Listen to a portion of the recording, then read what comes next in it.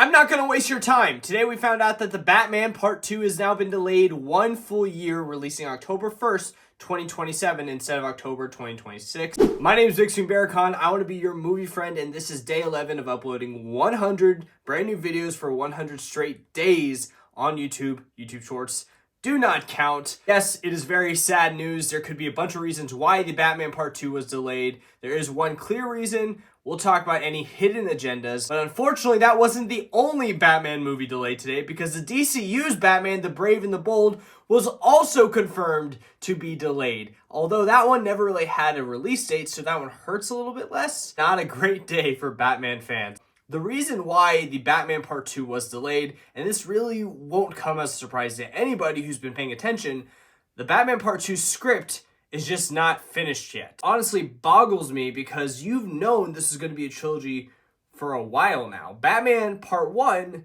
released 3.5 years ago. It's now going to be 5 years in between Part 1 and Part 2. You've had all this time. How has a script not been made yet? I definitely don't understand it, but to be fair, things definitely could have changed in those 3 years or 4 years since they've filmed. I mean, they were filming this since well before COVID. I'm pretty sure Robert Pattinson was announced as Batman in 2018, so it's been a hot minute.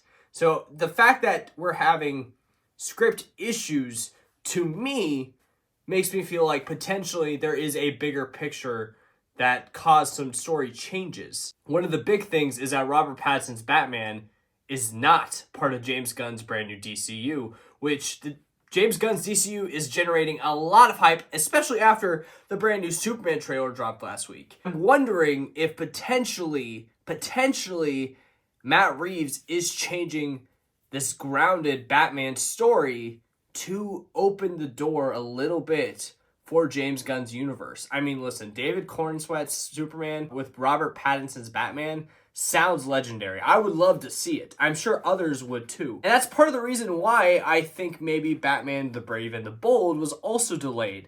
Both Batman movies being delayed on the same day is a little sus to me, but you know, Hollywood be like that sometimes. Another thing a lot of people on the internet are hoping for is that the reason why the Batman Part 2 has been delayed is so that they can go ahead and film Part 2 and Part 3 at the exact same time. I would hope that's the case, because I don't think we can go another 5 years in between Part 2 and Part 3.